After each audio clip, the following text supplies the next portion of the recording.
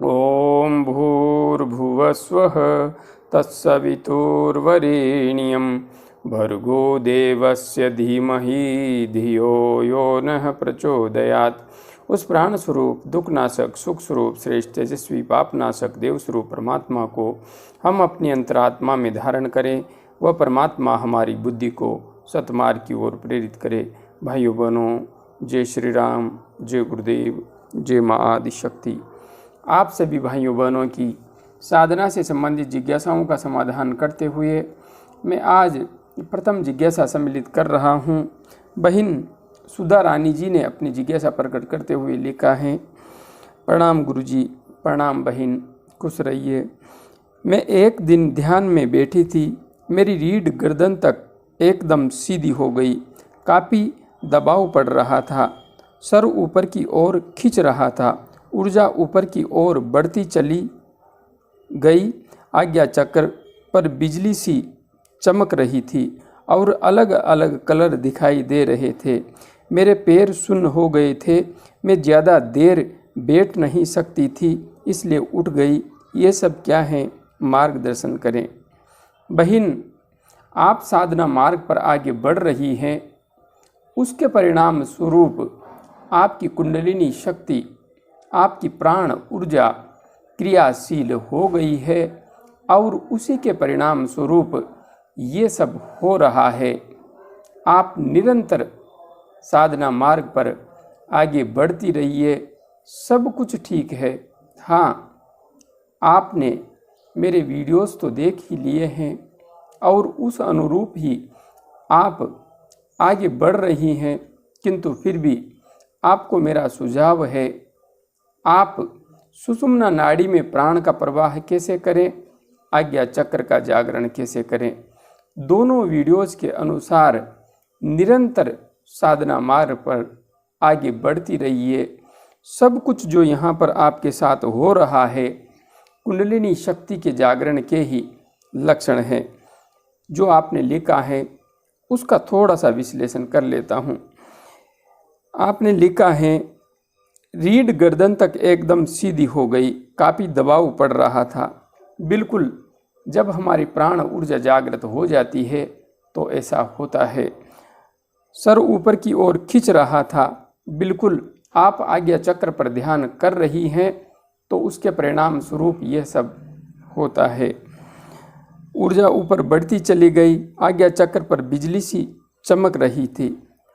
आज्ञा चक्र पर आपका ध्यान टिक गया है, एकाग्र हो गया है। इसी के परिणाम स्वरूप आपको आज्ञा चक्र पर बिजली के कौंधने का एहसास हो रहा है। धीरे धीरे यह प्रकाश बढ़ता चला जाएगा और अलग अलग कलर दिखाई दे रहे थे। अभी आपको अलग अलग कलर दिखाई दे रहे हैं क्योंकि आप धारणा की स्थिति से गुजर रही हैं। अभी आपका ध्यान पूर्ण स्थिर नहीं हुआ है। जिस दिन ध्यान पूर्ण स्थिर हो जाएगा उस दिन अलग अलग कलर दिखाई नहीं देंगे, किंतु हाँ, आपका ध्यान आज्ञा चक्र पर टिकने लगा है और धारणा गहरी होने लगी है। उसी के परिणाम स्वरूप ऊर्जा ऊर्ध्व हो रही है, सुषुम्ना मार्ग से ऊपर उठ रही है, बढ़ रही है। मेरे पैर सुन्न हो गए थे। ये जो पैर आपके सुन्न हो रहे हैं, इन्हें होने दीजिए और इनको सहन कीजिए। यहाँ पर आप आसन सिद्धि वीडियो को देख करके विशेष मार्गदर्शन प्राप्त कर सकती हैं। पैरों का सुन्न होना ही ऊर्जा के ऊर्ध्व गमन मार्ग पर सबसे बड़ी सफलता है। और हाँ, इस शून्यपन को साधक जितना सहन करता है उतना ही वह ऊर्जा के ऊर्ध्व गमन में सक्षम हो पाता है। इसलिए पैर शून्य हो रहे हैं, आप पैर बदल बदल करके ध्यान कर सकती हैं, आसन भी बदल सकती हैं। आसन सिद्धि वीडियो देखिए, संपूर्ण विज्ञान आपको समझ में आ जाएगा। आगे बढ़ती रहिए, मेरी शुभकामनाएं आपके साथ हैं। आगे भाई परमानंद जी ने अपनी जिज्ञासा प्रकट करते हुए लिखा है, गुरुजी प्रणाम, प्रणाम परमानंद जी। गुरुजी एक समस्या है, अगर हो सके तो हेल्प ज़रूर करना। मेरे अंकल ड्रिंक बहुत करते हैं और उनके घर में कलह भी रहता है। क्या आप उनकी यह आदत छुड़वा सकते हैं? आप अगर ये कहें कि वे ध्यान व गायत्री मंत्र का जप शुरू कर दें तो ऐसा तो वे कभी नहीं करेंगे, इतना तो मुझे पता है। क्या यह कर्म दंड है? जीवन में जो कुछ भी हमारे साथ घटित होता है वह कर्म दंड के परिणाम स्वरूप ही आता है, क्योंकि हमारे जीवन के साथ जो संस्कार जुड़े हुए हैं, जो आदतें जुड़ी हुई है, वे जन्म जन्मांतर की प्रक्रिया के स्वरूप हमारे अंदर चित्त में आई है। इसलिए जो कुछ भी होता है इस सृष्टि में, हमारे जीवन में, और जो कुछ यहाँ पर घटनाक्रम चलता है वह पूर्णतया प्लानिंग के अनुसार नियंत्रित तरीके से ही होता है। किंतु हाँ, उसमें हम संशोधन कर सकते हैं। जो कुछ हमारे जीवन में आता है वह भी कर्म का ही फल है और अच्छे कर्म करके हम इसे बदल भी सकते हैं। हाँ, कोई व्यक्ति स्वयं कुछ नहीं करता तो उसके परिवार वाले कर सकते हैं, क्योंकि एक व्यक्ति का जीवन उसके परिवार वालों से भी जुड़ा हुआ होता है और इसके पीछे भी काफ़ी लंबी प्रक्रिया होती है। इसलिए यदि आपके अंकल नहीं कर सकते साधना, जब तक ध्यान नहीं कर सकते, तो उनके लिए आप कर सकते हो, उनके परिवार के अन्य सदस्य कर सकते हैं। और हाँ, जब आप या अन्य कोई भी परिवार का सदस्य गायत्री महामंत्र का जप करने, साधना उपासना करने बैठें, उस समय एक लोटे में एक गिलास में जल लेकर के बैठें। जैसे ही एक माला गायत्री मंत्र की पूर्ण हो जाए तो उस जल में फूंक मार दें। ऐसे ही आप 3 माला या 5 माला या 11 माला जितनी भी करते हैं उस जल में फूंक मार दें और अंकल जी को उस जल को, जो जल वो पीते हैं, उसमें डाल करके उस जल को पिलाते रहें। उनकी जो मानसिकता है उस पर गहरा प्रभाव पड़ेगा। और हाँ, यहाँ पर आप एक विशेष प्रयोग भी कर सकते हैं। आप जब ध्यान करें तो उस समय मंत्र जप करते हुए जब आपका ध्यान गहरा टिक जाए आज्ञा चक्र पर, तो यहाँ से आप श्वेत शीतल प्रकाश का आत्म साक्षात्कार करते हुए अपने विचारों की तरंगे भी अंकल जी को दे सकते हैं।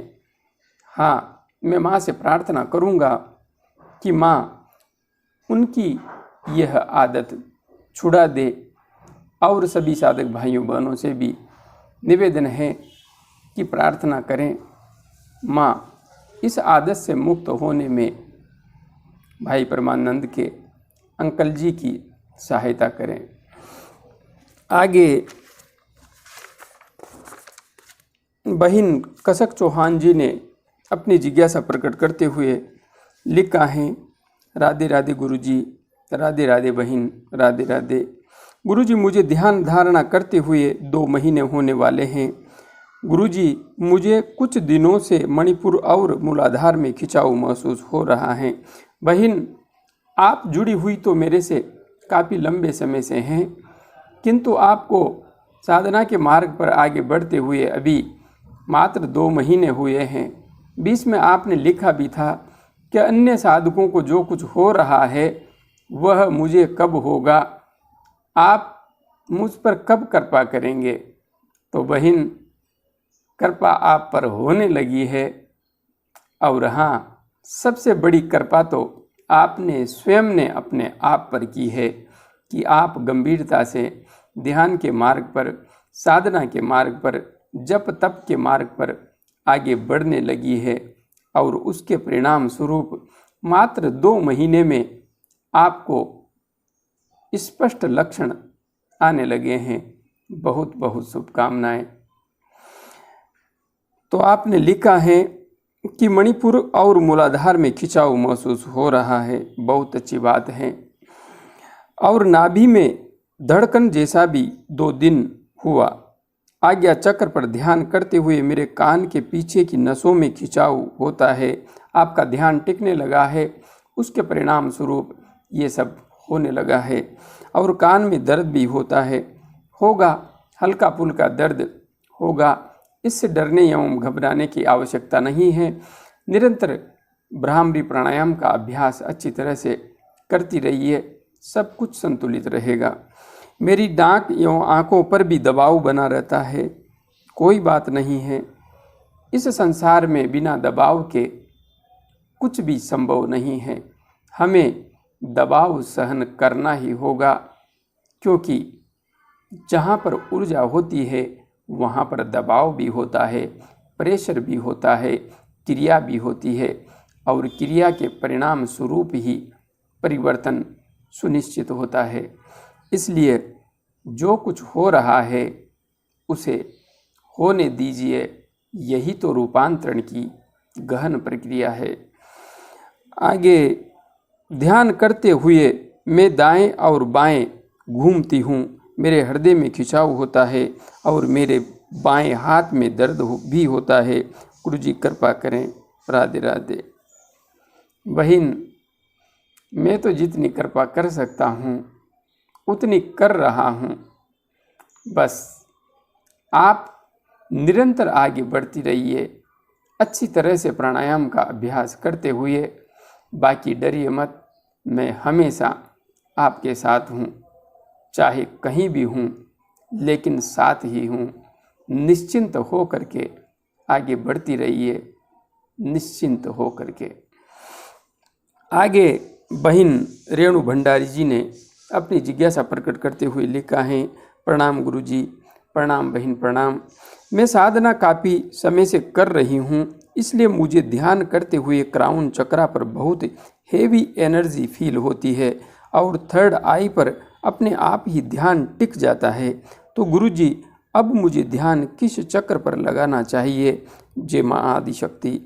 बहन, आपको ध्यान करते हुए क्राउन चक्र पर, सहस्रार चक्र पर अत्यधिक ऊर्जा का एहसास हो रहा है, बहुत अच्छी बात है। और हाँ, आपको इस समय ध्यान सहस्रार चक्र पर ही अधिक से अधिक करना है। उसके बाद में जहाँ पर पुरुष शिखा रखते हैं उस स्थान पर आपको अधिक से अधिक ध्यान करना है। और जब वहाँ से भी आपको ऐसा लगे कि ऊर्जा उधर उठने लगी है, उसके बाद में आप सिर के ऊपर भी ध्यान करें और इसको सिर के ऊपर 4 अंगुल तक लेकर जाएं, वहाँ पर भी आप ध्यान करें। इससे आपकी ऊर्जा का अत्यंत विस्तार होगा। और हाँ, जब आप इस स्थिति पर ध्यान की गहराई को प्राप्त करने लगें तो फिर मेरे को अवश्य बताएं, क्योंकि इसके बाद में आपके लिए मैं कर्तव्य निर्धारित करूँगा। जिन साधक भाइयों बहनों की ऊर्जा सहस्रार चक्र पर स्थायित्व प्राप्त कर चुकी है, समय आ गया है कि उनका कर्तव्य निर्धारित हो जाए। हाँ, आप सबका इस समाज के प्रति, भारतीय सभ्यता एवं संस्कृति के प्रति, मानव मात्र के प्रति बहुत बड़ा कर्तव्य है। इसलिए अपनी साधना की ऊर्जा को, अपनी संकल्प शक्ति को समाज के विकास के लिए सुनियोजित तरीके से इस्तेमाल करना है। इसलिए आगे बढ़ती रहिए, सब कुछ ठीक है।